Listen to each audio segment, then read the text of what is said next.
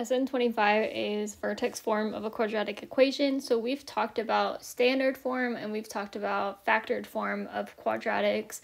And then now it's just kind of a new kind of variation of quadratic equations, and that's called vertex form. So the formula is up in the top left. I would obviously write in your notes, but also maybe like kind of put it on a sticky note or like something that you can keep in front of you all the time so that you can start to remember the formula. So it's y equals a times x minus h squared plus k. And in this form, we can find the vertex really easily by finding hk. So the vertex of the quadratic would be the point hk. So remember, quadratics, their graphs are parabolas. So they are shaped like this, where they open up or open down. And then each parabola has a vertex. So like, for example, this one would be right there. Over here would be on like kind of the top point. It's the point where the graph changes direction. So even without graphing it, if we have vertex form, we can find h and k, and that would tell us what the actual coordinates of the vertex are. Okay, so for example 1 over here on the right, we're going to find just the vertex of these two equations. So we need to go ahead and compare them to the vertex form formula. I think I'm going to zoom in and like rewrite the formula over there on the right side just so we can focus just on that section. So the formula itself is y equals a times x minus h squared plus k. And then the vertex, I'm just going to shorten it with a v, is the point hk. So first I'll find h. If I want to find h, I look to see where it is in the formula, and it's inside the parentheses. It's after, or it's like being subtracted from the x. So if I want to find a in my actual problem, like starting right here with example 1a, I would go to that same location. So I would go inside the parentheses, and then I would look at after the subtraction symbol, and there's a 4 there. So that means that h is 4. Because that's kind of what's in the exact spot of where h belongs in the formula. And then if we want to find k, I would kind of just repeat that same strategy. So if I look at the formula, the k is what's being added like after the parentheses and the little exponent. So I would look in my problem at what's being added after the parentheses and the exponent, and it's a 3. So k would be 3. And then to find or to write the actual vertex, I just need to put h and k together in like, or as a point. So like in parentheses, first would be h, so that would be 4, and then second would be k, so that would be 3. So the vertex for example 1a would be 4, 3. And then it's really important to notice that, you know, it looked like if we didn't know the formula, inside the parentheses here, there's an x minus 4. But we said that we said that h was positive 4. And that's because in the actual formula, there's an x minus h. So that means kind of like whatever h looks like it should be, it's going to end up being the opposite of that. So in this problem, we had an x minus 4 and an h was positive 4.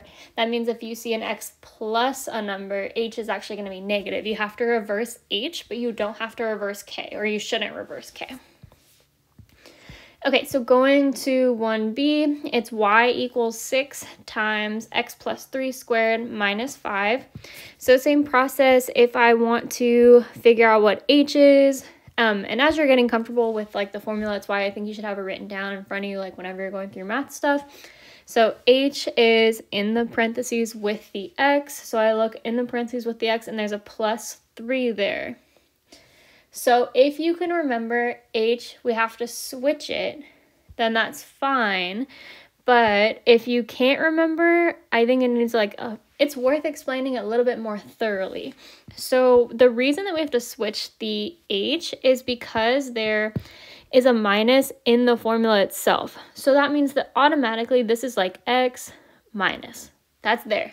So the h value that turns that x minus into an x plus 3 would be a negative 3, because minus a negative turns to plus. So that's why for this problem, h would be negative 3. Because with vertex form, that x minus, the first part is automatically there. The thing that changes that x minus into an x plus is a negative h value. So h would be -3. And then for k, same thing as last time, we look at what's at the kind of like at the end, what's added after the like squared part. So in this problem, there's a -5. So that means that k would be -5. It's the whole thing. So for k, we don't have to switch it. H, you do. So if you want to leave yourself a note like h, you switch the sign. So whatever it looks like in the problem, h ends up being kind of the opposite of that because of the negative in the formula.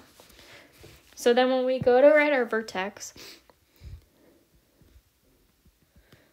we write it as a point, so in parentheses, and then h, that was the -3. So it'd be -3. And then k, that was -5, so -3, -5. And then I just want to quickly review, like we talked about this in I think the lesson right before this, how we decide if a quadratic or a parabola opens up or opens down, and we talked about it in standard form. So standard form is y equals ax squared plus bx plus c, and depending on what a was, if a was positive, the graph opened up like this, and if a was negative, it opened down like this. So if we look at vertex form has an a2, and that a can tell us the same thing. It can tell us if the graph opens up or opens down. So both of these equations have a positive a value, like in the first one, a is 2. In the second one, a is 6, because a is the number that's always kind of like out in front of the parentheses. So since they're both positive, both these graphs would open up. Okay, we didn't necessarily have to answer that for this problem, but I think it's good to review because it is a really important feature of quadratics and graphs of parabolas and stuff like that.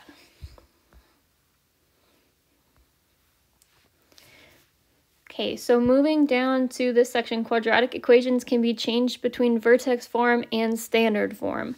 So I'm going to zoom back in actually. Let's see, this one on the left is vertex form. That's the one we just learned about. So y equals a times x minus h squared plus k. And then over here on the right, this is standard form. Y equals ax squared plus bx plus c. So yeah, okay, so sorry, the word standard looked weird to me, so I thought I spelled it wrong. So you can change back and forth. So we can take one, like vertex form, change to standard form, change standard form back to vertex form, and either direction is fine. So what we're going to do for the next example is we're going to start with a equation that's in vertex form. So right here, y equals x minus 4 squared plus 7. That's in vertex form, so we're going to change it to standard form. And you can usually recognize vertex form because it has like the parentheses with the squared outside of it, but standard form doesn't have that. So that's why I say it's in vertex form.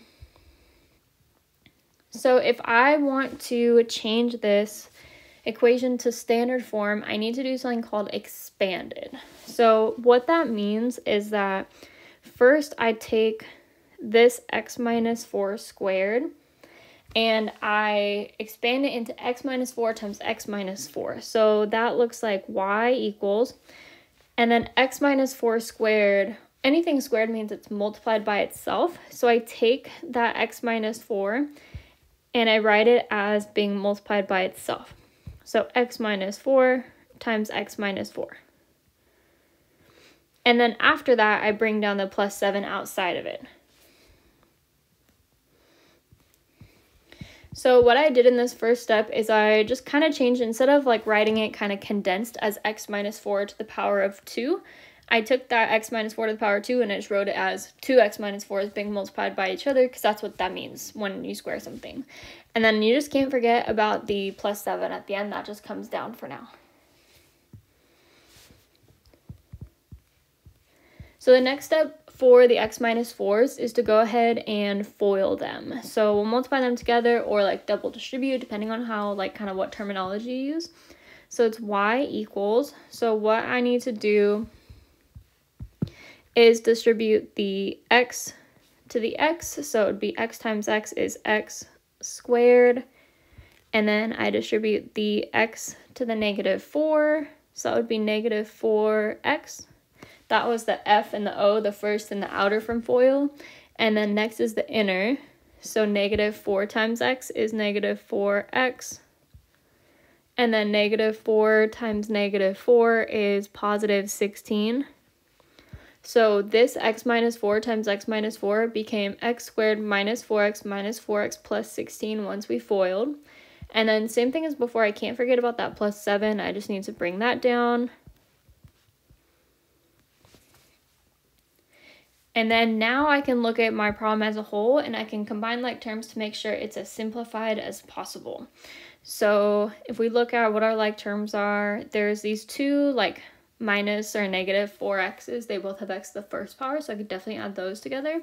And then there's this 16 and 17 that are both constants, so I can add those two together. So I can't forget to bring down my x squared. And then when I combine my two negative 4x's, if I have 4 negatives and then I combine it with 4 more negatives, then altogether I have 8 negatives, so minus 8x. And then 16 plus 7 is 23, so plus 23 at the end. So then now we have an equation in standard form, y equals x squared minus 8x plus 23. I'm going to write the standard form formula just down below really quick just to compare. So standard form is y equals a x squared plus bx plus c. So what that means is that it's y equals and then x squared goes first, and it can have a coefficient. In this case it's just 1. And then bx is second. In this case b is negative 8, and then the constant is last or third, and in this case the constant is 23. So this is in standard form. Okay, and then for this kind of second part of this problem, it says change your answer from example 2 back to vertex form. So unfortunately it's not quite as easy as just doing the steps in reverse. We are going to do something really similar to it. It just looks a little bit different.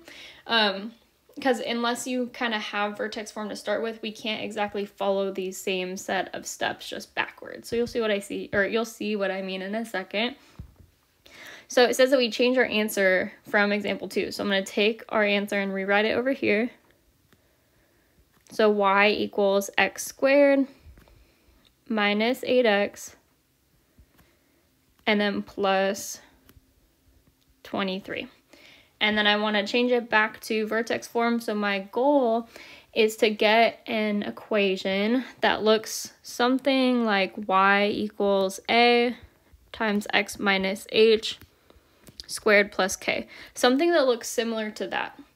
So if we want to get something that looks similar to that, we learned something recently that when we kind of go through this process, it gives us what's called a binomial squared. So it gives us essentially like this x minus h squared looking thing that I need for vertex form. And that process is called completing the square. So that's the strategy we're going to use. It looks a little bit different than when we learned it the first time just because we're not solving. We're using it to rewrite an equation this time. But the process or the idea is the same. Okay, I'm going to rewrite this a little bit smaller because it got a little bit big. So it was y squared, what? Okay, sorry. Y equals x squared minus 8x and then plus 23. I need to make sure I didn't just biff that. Y equals x squared minus x plus 23. Okay, so we're good. Okay, so when we complete the square, I'm going to move this guy out of the way for now. When we complete the square, usually, or well really all the time, we just want these two terms together, x squared and the 8x. And then when we're solving, we usually would like subtract that 23 to the other side of the equation to just completely move it away. We're not going to do that. That's kind of where this process differs a little bit.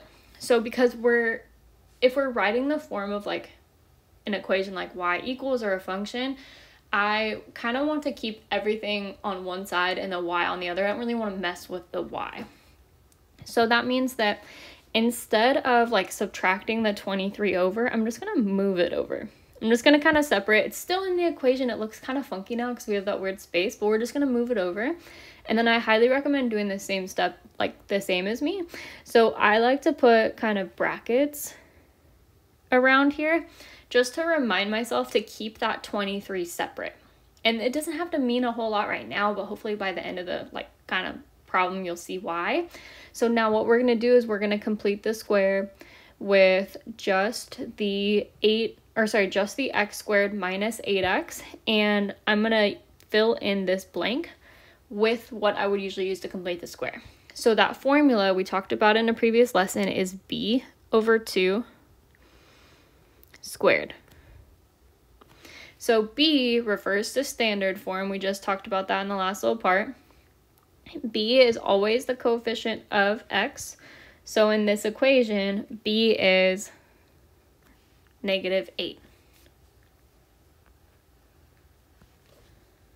So b is -8. I take that and I put it into the little formula. So it'd be -8 over 2 squared.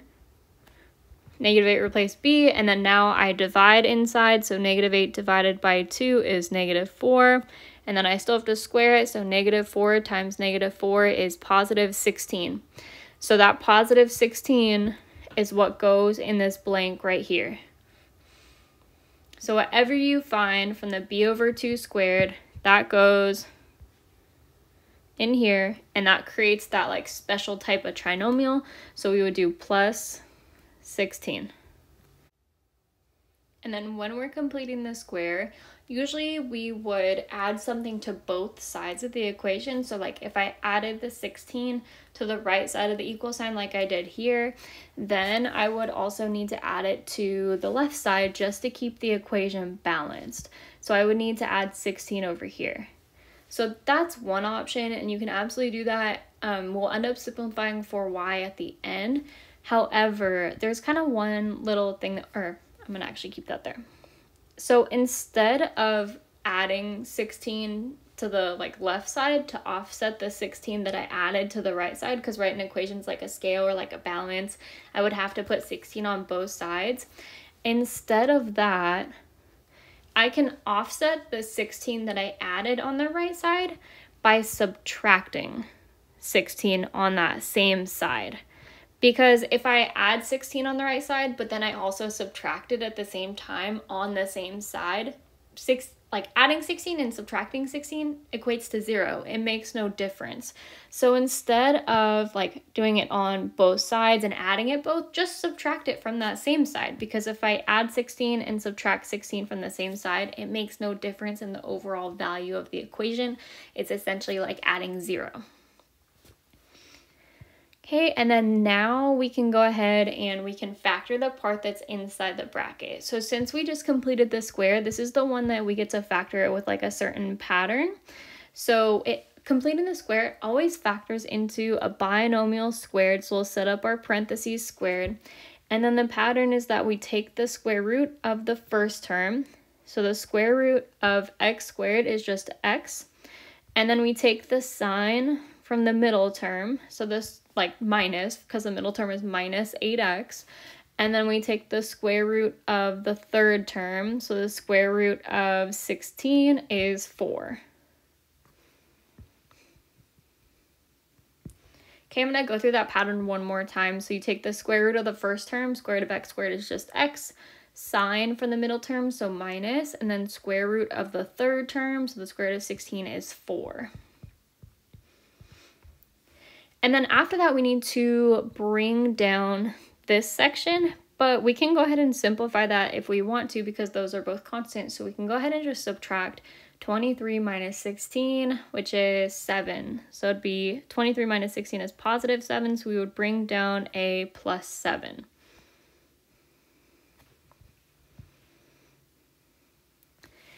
And then now this is technically in vertex form. So it has the binomial squared, x minus 4 squared, and then it has the plus 7 at the end. The big thing is that it has this binomial squared to put it in vertex form. You can see that the only thing that's really like missing from the vertex form formula down here is maybe like an a, but it's the same thing. If you don't see an a, then there's a 1 there. So a would technically be 1. But more than just comparing it to the formula, if we zoom out, this was the exact problem that I started with in vertex form for example 2 before I changed it to standard form. It was y equals x minus 4 squared plus 7. So we took it, we started in vertex form, we changed to standard form, and then we changed back to vertex form. So you can go either direction. Okay, so example 3. So change y equals negative 4x squared plus 64x minus 244 to vertex form. This one is going to be the same process as the second part of example 2, and we had to change it back to vertex form. This one just kind of has like an added layer of like difficulty in there. Okay, so y equals negative 4x squared plus 64x minus 244, we've got to change it to vertex form. So before we can change it, the thing that makes this problem more difficult is, I'm going to compare back to this problem up here. Okay, so sorry, there's a whole lot of highlighting going on. Okay, so I want you guys to look at this like standard form up top that has like the extended highlighter out. So in that problem, a, the coefficient of x squared was 1. And in this problem, a, the coefficient of x squared is negative 4. So that's what makes this problem kind of like an extra like step harder. So keep that in mind. That's like the big change here. But the first thing we need to do is we need to kind of try to take care of that a value. So what that means is we're going to go ahead and we're going to take that negative 4. And when we complete the square, we just work with those x squared and x terms. We're just going to factor it out of those, like as if we were factoring the GCF out. So what that looks like is y equals, I'm going to take that a value, negative 4. I'm going to write it out in front. And then what I have left over is going to be in parentheses. So I'm going to take that negative 4 and I'm going to basically like undistribute it from the negative 4x squared and the 64x. So I'm not necessarily factoring out the GCF because I don't have to worry about the x's. I'm just only factoring out whatever a is, which is just the coefficient, just the number part. So if I factor it out, I can use distribution to figure out what I would have left over. So like negative 4 times what would equal negative 4x squared, I would have to multiply it by x squared, because negative 4 times x squared would bring me back to negative 4x squared. And then for the second part, negative 4 times what would equal a positive 64x. Well, I'd have to multiply it by a negative, that's for sure, because I would have to multiply negative 4 by a negative to get to a positive 64. And then 64 divided by 4 is 16. So I'd have to do negative 16x. I know it's like kind of hard to do in our head. So because if I were to take negative 4 and multiply it by negative 16x, I would get positive 64x. Another way of finding that is by like actually like dividing. So if I take like 64x and I divide out the negative 4, so I'm gonna just write this off to the side, I'll probably end up erasing it, but 64x divided by negative 4, the 64 divided by negative 4 would become negative 16, and then the x would stay there. So look, that's what we had in there. So you can also divide always to figure out what you would have left over inside the parentheses, or what we just did was like kind of use distribution to figure out what is left over.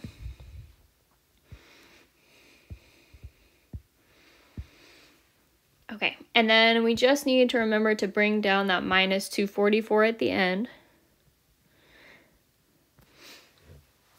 And then now I just kind of want to talk about like what just happened. So when there's a value other than 1, you have to factor it out of the x squared and the x term. We do not have to do that with the constant. So just those first two, the ones that we focus on when we're completing this square. So we took out that -4, we essentially divided it out. So like if I did -4x squared divided by -4, it would leave me with x squared inside the parentheses. 64x divided by -4 leaves me with -16x. So that's how we got what's left over inside the parentheses. And then for the -244, we just had to bring that down outside the parentheses. So then now I'm going to complete the square just like the last problem, but with just what's inside the parentheses, just the x squared and the -16x. So what I'm going to do is move this down again. Sorry if I made you guys erase. Because I know what I'm going to do when I complete the square is going to go in here. I'm going to add something kind of in that blank that's going to create that perfect square trinomial, that special kind of like factoring pattern. Okay, so that was a lot. But now the steps are almost identical to the previous problem. So we need that little formula b over 2 squared. And if we look at our problem, b is always the number that's in front of x. So in this case, b is -16. So we would put a -16 in there where b is, and then over 2, and then I would square it, and I would have to divide first, because you simplify the inside the parentheses first. So -16 divided by 2 is -8. And then if I square -8, that's -8 times -8, which is a positive 64. So that positive 64 is what is getting added into that blank. So plus 64 right here. And then here is the last part that's really a little bit different about this version of this problem. So in the previous problem, you know, if this was the previous problem, then to offset the 64 I just added in, I would have to subtract 64 from that same side. From that same side. Don't write this yet though, because it's not correct. So it's almost okay, except for I just put this 64 in here, and everything inside that parentheses is being multiplied by this 4 because that, -4, because that -4 is out in front and is being multiplied by the parentheses. So that means that, sorry, this is getting kind of crazy. That means that by putting that 64 inside the parentheses, I actually put in a -4 times 64. So to figure out what I need to offset, I have to figure out what -4 times 64 is. So -4 times 64 is -256. So I really, even though, like, so, okay, I'm going to erase, this part is wrong, so we're not writing that yet. It was just like to show you why I was wrong. So by putting that 64 inside the parentheses, anything that's inside the parentheses is being multiplied by this -4. So it was really -4 times 64, which is -256. So that -256, that is the thing I need to offset. So how do I offset subtracting 256 or a -256? I would have to add 256. So that's what I, in this case, add to offset, because I know I put a positive 64 in right here, but that was being multiplied by the -4. So it really had a value of -256. So I have to offset that -256 by adding 256. Okay, the worst part is over, so we can finish the problem now. Okay, so y equals, and then I bring down the -4 that's in front, and then now I can factor the inside the parentheses, so it has that same kind of pattern. We know it factors into a binomial squared. So I take the square root of the first term. Square root of x squared is x. I take the sign from the middle term, so minus, and then I take the square root of the third term, so the square root of 64 is 8. One more time, square root of x squared is x, sine from the middle term, so minus, square root of the third term, 64 is 8. And then now I can go ahead and just add these two together because those are both constants, so they can be combined. So negative 244 plus 256 is the same thing as 256 minus 244, which is 12. So I can bring down a positive 12. And then now I'm done. So it was a ton of work to get to that point, but now that I factored it, it's in vertex form. I'm going to just write the formula down below really quick just so you can see how they're the same. Formula for vertex form is y equals a times x minus h squared plus k. So you could see, okay, a is negative 4, h is 8, k is 12. I got something in all the right places, so I am done. So final answer for this one is y equals negative 4 times x minus 8 squared plus 12.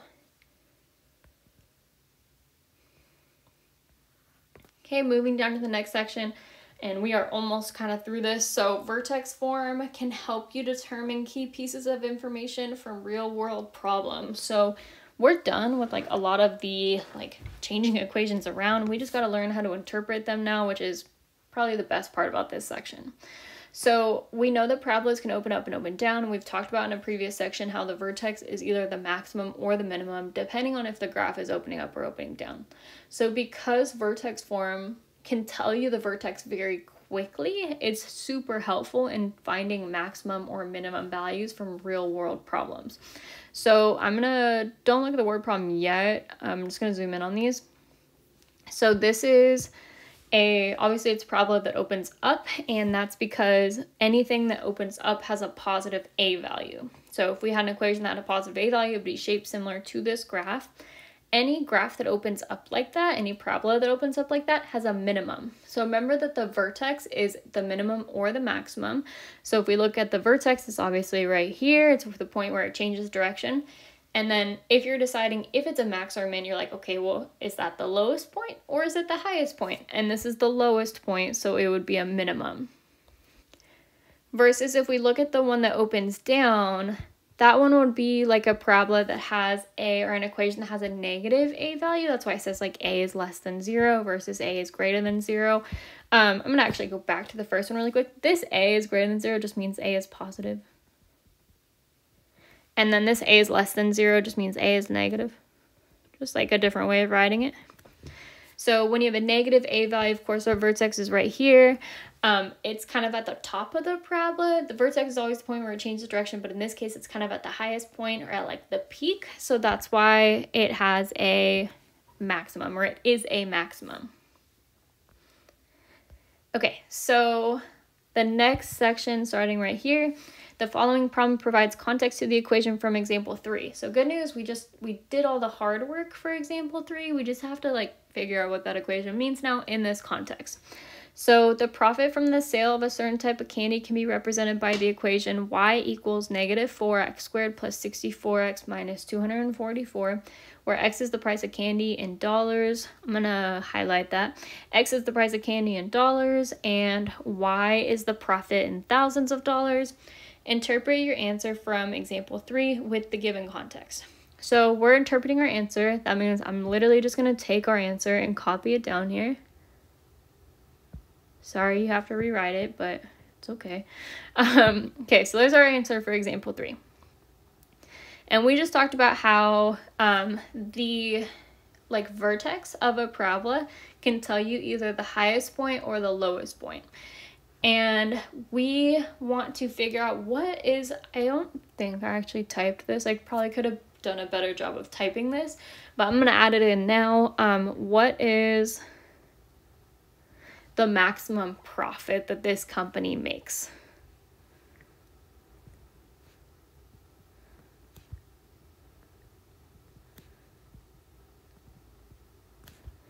So we're going to figure out what is the maximum profit. We don't need to graph it to do that because we have an equation that's in vertex form. So before we get into like what the actual values are, first just look at, okay, is the graph opening up or opening down? Because even if we're not graphing it, that's like kind of helpful to know. So in order to determine if the graph is opening up or opening down, we want to look at what the A value is. I'm going to rewrite, I know I've rewritten the formula a bunch of times, but the vertex form formula is y equals A times x minus h squared plus k. So A tells me if the graph opens up or opens down, so I want to figure out what A is. If I look at where A is, it's in front of the parentheses, and if I look in the actual equation, we have a -4 there. So that would mean that A is -4. So since A is negative, that means that the graph opens downward, goes down. So then if I kind of, and we don't know the exact vertex yet, but it's a point where it changes direction. And any graph that opens downward like that, the vertex is the highest point, so it's going to be a maximum. And this question is asking us what is the maximum profit. So if we can find the location of the vertex, that will tell us what the maximum profit is without us really even having to do like any solving or algebra or anything like that. So because this is in vertex form, we can find the vertex relatively quickly. So in vertex form, the vertex is HK, the point HK. So I had to figure out what H is, I have to figure out what K is. H is the part that's inside of the parentheses with the X. So in this case, H would be 8. And then K is the part that's outside of the parentheses, like kind of after the squared part. So for this problem, K would be 12. So we have H equals 8, K equals 12. So then if we write our vertex all together,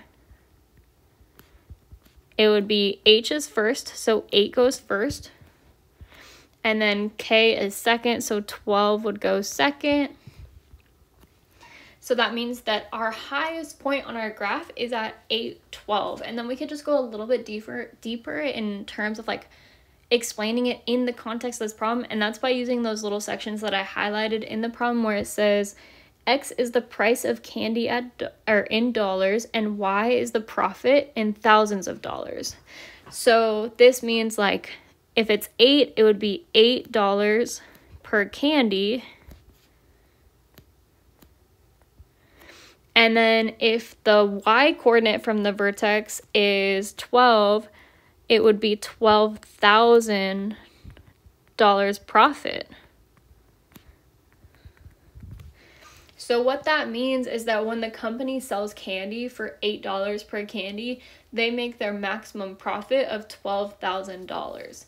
So I know sometimes it seems like, you know, if you sell candy for more, then you're gonna make the most profit. But if we look at the graph, you know, like it starts off climbing. So like as the price of candy increases, the profit increases, but only to a certain point, because, you know, if you charge too much for candy, people just aren't gonna buy it. Like they're not gonna want to spend that much.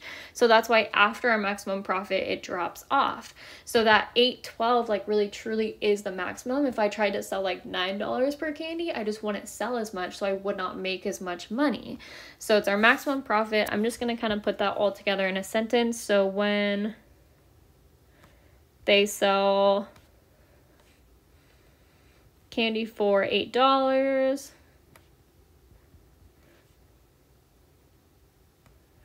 they make their maximum profit of $12,000. And I'm just going to shorten maximum for max, so they make their max profit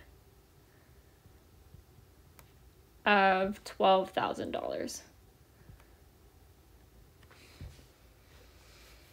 Okay, so biggest thing from this section is that vertex form is super helpful in terms of like finding key points, and like these key points, they can show you like in real world situations, they can show you like maximum profit, they can show you like what the maximum height is of like a jump or like launching an object into an air. Just by finding the vertex, we're able to do that so easily just by locating H and locating K.